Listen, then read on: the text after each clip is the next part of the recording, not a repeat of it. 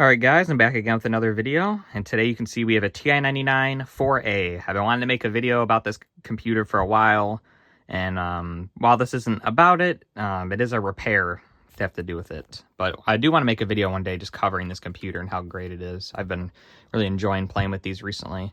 But this one here, as you can see, it looks like it has a replaced keyboard, but at the moment, this one has a very common issue with these. I've been buying a bunch of them. And so you can see it boots up. Sorry about the refresh on the TV. But the keyboard's unresponsive. I was able to press the keys a bunch, and I was able to get the 1 and 2 key to start working. You can see we have a game, Hunt the Wumps, in there. So we'll launch that. So you can see this computer does work, but the keyboard's really bad. We'll boot into basic just to show you guys here. Fin and key 2. So here we are in our basic prompt. As you can see,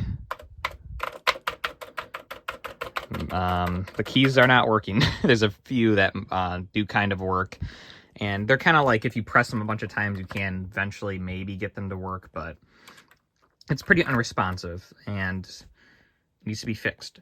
I've done this once before and it worked, so I'm hoping it works again. So one thing I will say when you're buying these, if you look underneath, you can see there's 2 PCBs. This is the power supply. This is the actual keyboard itself, and you can see this is a Mitsumi keyboard. And the brown means that it's going to be a like capacitive little film keyboard, where if it's a green board on the bottom, it'll be like an actual mechanical keyboard, and those are far more reliable. So if you're buying one of these untested, I would try to avoid the ones with the brown keyboard mechanism, just because it's not going to be as reliable. But if you do buy one of these, I'm going to show you now how to fix them. All right, so let's open this machine up. As I mentioned before, I think this keyboard has been replaced since it's this weird gray color. Normally they're black on the silver models, but either way, it should be the same. So we got some Phillips screws in the bottom. You will need a pretty long screwdriver to get those out. But the iFixit screwdriver, if you have one of these, it is narrow enough to get in there, which is very good. And so we're just going to remove these screws real quick.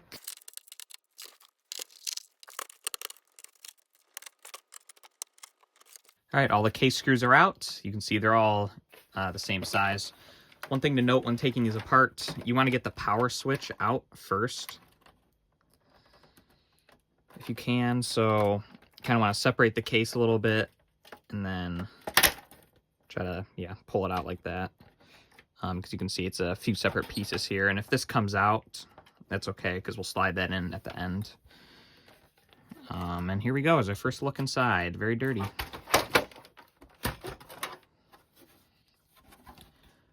So yeah, the power switch can be a little finicky. You can see basically what's happening here. This, as I said before, this green board here is the power supply board, and there was something rattling around in here too. I forgot to mention that.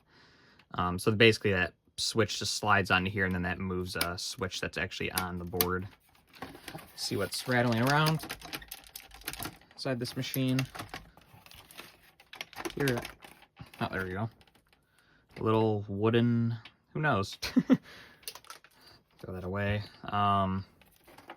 So yeah, it doesn't look too bad inside. A lot of times you'll see rust and stuff on the shield. This one actually seems pretty good.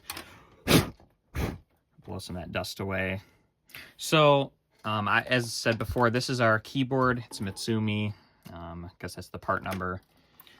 That's where our problem's going to be. So let's try to get this out. This does look actually a little slightly different than the last one I opened. Or no, it doesn't. So first you want to remove these 2 screws here and then these 2 screws here. Be careful around the back of the power supply.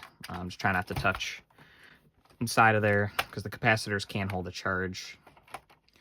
It's actually a good thing to kind of power cycle the machine a few times after you unplug it, just to hopefully get that extra energy out. I actually believe these screws are the same as the case screws, but I will keep them separated just to keep it original, I guess. And then you will need to unscrew the power supply as well, just because the keyboard's partially underneath it. I'll put those up here. And those are a little smaller, the power supply ones. So now the keyboard should lift up. You do want to be careful because this is a kind of like a ribbon cable here.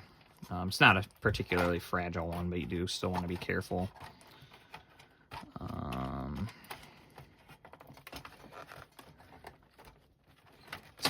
There we go. So there's our keyboard.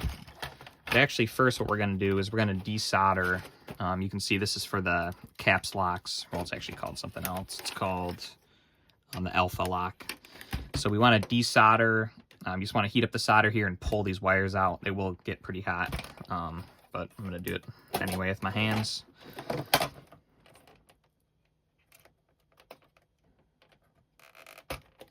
Okay.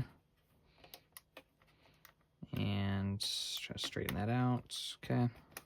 This one we're going to push it up.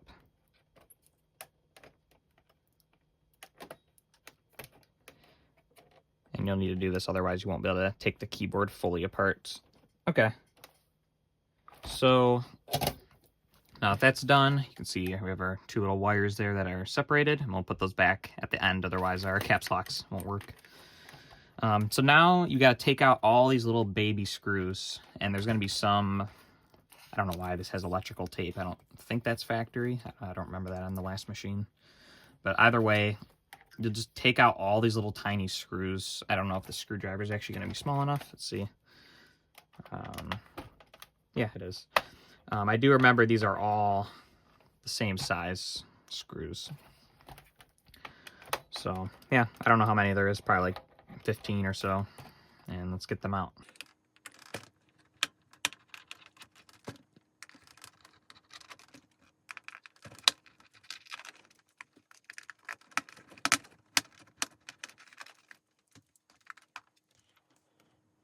As you're removing these screws, these little brackets can just come right out. And there is going to be, I forgot to mention this as well, there's going to be a hidden screw underneath the ribbon cable. You can see it right there. So what I kind of did last time, I kind of just tried to lift up. It's adhered to the board right here. Just kind of lift this up, and again, try to be careful. I kind of just stuck a screwdriver in and pushed down hard, and I was able to get it out last time. So let's see.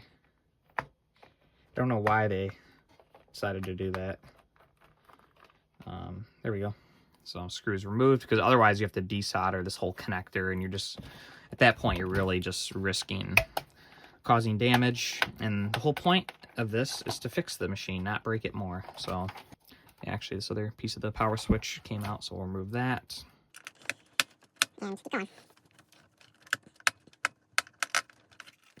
Screwdriver is actually a bit big. I'm going to get a different tip. Okay, so all the screws have been removed. There's a bunch, probably like 20, I don't even know. But now at this point, since you have these desoldered, if you don't, this won't be able to lift up. So we can lift this up, and again, just be kind of careful with this cable here. It's pretty durable actually, but it's good to be safe. So yeah, this looks exactly like my other one. Definitely some dust in here, which is not helping.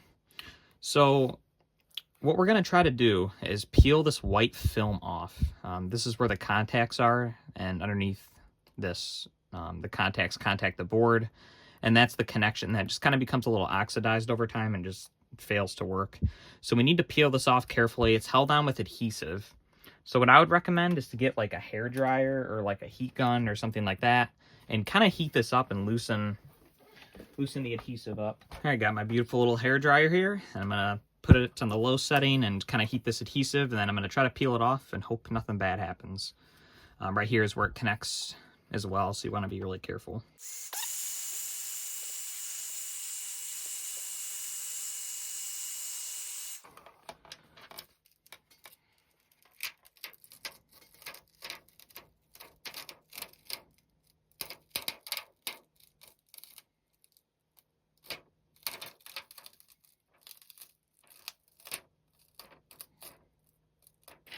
There we go, we got it off. You can see we did have a little bit of damage. You can see where a little bit of the film came off here. But electrically, that's going to be fine. You can see the little spots that it ripped off. It's going to look fine once we get it placed back down. So basically, all you do to fix this, and this, you know, it doesn't look bad, and I don't think this board is the problem. Like, you can see how clean this board is. I think it's these contacts here. If you guys know for sure, you can let me know. I think it's actually these that are the problem. So what you do, you get a little bit of isopropyl alcohol, like this, and a Q-tip. And actually, this is a really good flat surface to use, is the RF shielding. You're going to want to go through and clean these contacts. You don't want to push too hard, because you can wear through the contacts themselves, especially right here. You can see these are already a little worn just from over the years. Yeah, you can kind of just use this RF shield as a nice flat platform. Kind of just go over each one. You can see all the black coming off there. Rejuvenating these carbon contacts. So you're just going to want to keep going over each point here with a wet Q-tip, and then at the end we'll hit them all with a dry Q-tip.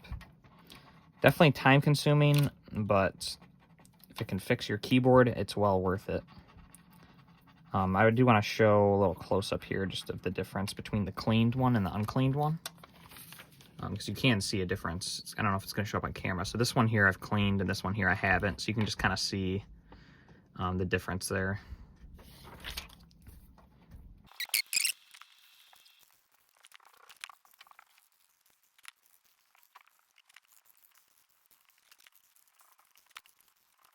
I hit these contacts down here too, just quickly.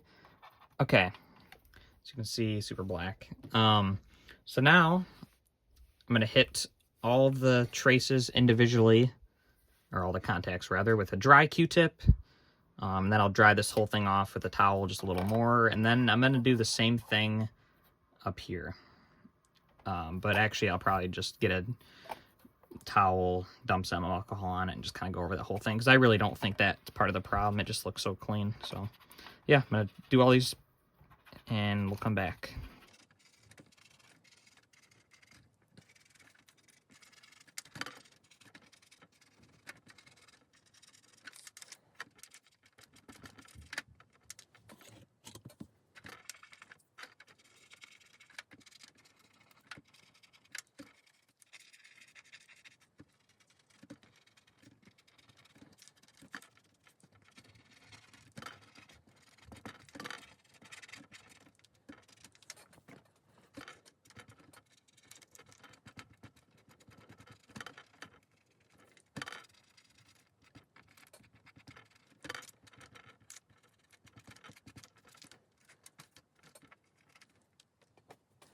All right, there we go.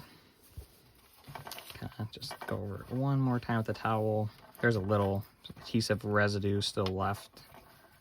That's okay, but you can see how clean this is. And it was clean looking before too, but yeah, those contacts have all been cleaned, and hopefully they will work now. I'm gonna put a little alcohol on this towel and just quickly wipe off this board. Again, I don't think this board's the problem.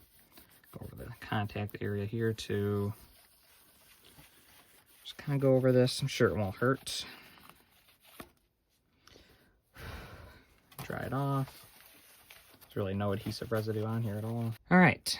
If you were gonna take all the keys out too, this would be, or clean all the keys super well, this would be a good time to do that. I'm not gonna do it. I'll just wait till it's reassembled. So that's all that it should need. We'll see if it actually works by the end of this, but so let's reassemble. So we're gonna put this back on. Let's get one below just to get rid of any dust.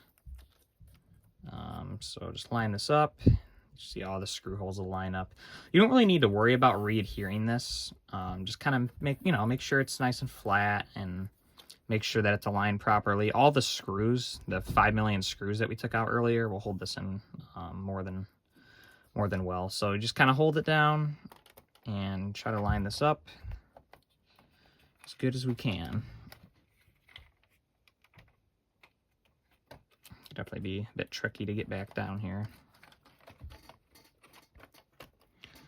Okay, that actually felt pretty good, and kind of feel at the top and make sure everything's lined up. I'm going to throw a few screws back in before we resolder this, just to make sure that that film layer is aligned properly. I know you guys can't really see much, but I got 2 screws in there just to kind of hold everything in place.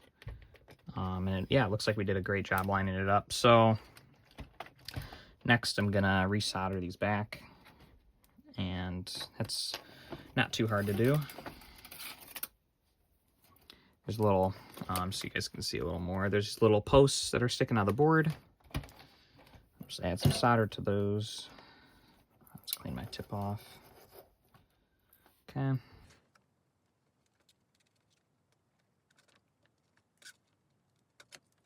Solder's not really wanting to stick, so I just attach it just like this. Make sure that's firm. That's a good connection.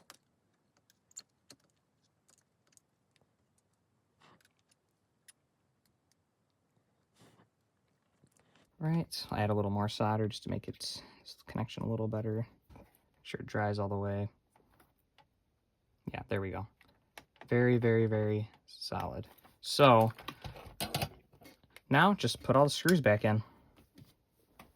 And don't forget the hidden one under the ribbon cable. I'll do that one first. Actually, I was just thinking about it. You probably don't even need to remove these screws or the power supply screws since we're just taking the mechanism out. So if you watched this video before you did the project, I guess you get an advantage there. Okay, now the little screws, they're all in. So now I'm gonna screw back in the power supply and these black screws in the sides. All right, all the screws are in. If this comes out, this is just the power supply connector. Just pop that back into place and try to get the bottom case on. So the hardest thing about putting this computer together is the power switch. So we're gonna get this first black plastic piece.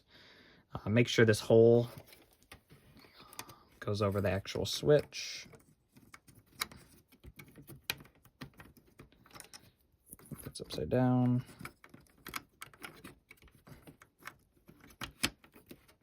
Yes. So you can see this black piece. You should be able to move it back and forth, and that should move the little switch inside. So at this point, you can just get the bottom case, set it on, and then you can get your other part of the power switch right here, and just push it in. You can see it has a little locking tab, and that should move the switch inside. You should be able to feel it. So I'm going to put the rest of the screws in, and then we'll see if this actually works.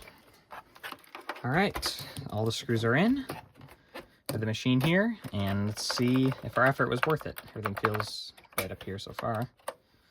Like my phone off the tripod here. All right. So is my TV still on?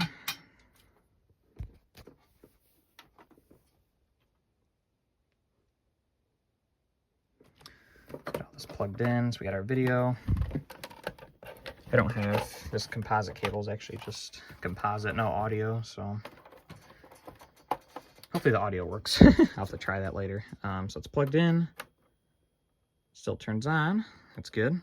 And let's see, the spacebar never worked before, so let's see, hit any key to continue. Yes. TI basic. Oh yeah, that's a good sign. Let's try the caps lock so you can see lowercase. There we go. To test all the keys. I think you guys can see. Applying moderate pressure, just normal pressure. You don't want to be too hard. Seems very promising. I mean, these are just actuating perfectly.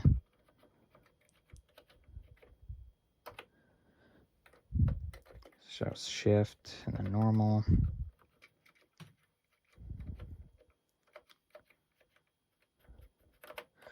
Shift.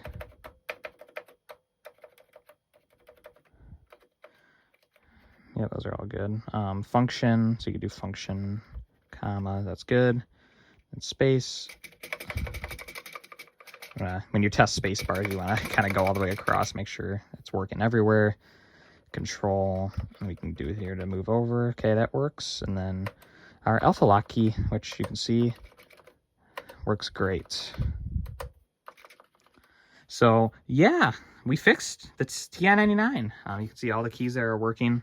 Definitely this machine needs a good clean, and it will need more testing to be done, which will happen later. But anyway, thanks so much for watching, guys. I hope that if you were following along with this, I hope that you got your TI-99 4A working again, because these keyboards are just seeming to be dead, these membrane ones. So yeah, I've done this twice now. This is my second time doing it, and it seems to be pretty foolproof. I mean, it seems to just fix these machines right up. Yeah, if you guys are interested in buying this machine, it will be for sale eventually. I don't know when, but my eBay account's Games Electronics R Us, same as my YouTube account name. So this machine will be for sale, and I do have TI99s already for sale. My hardest thing to get is the power supplies in the video. It seems like they always are missing them when I get them. So anyway, thanks so much for watching, guys. Good luck fixing your TI99, and if I helped you, let me know in the comments. Anyway, bye, guys.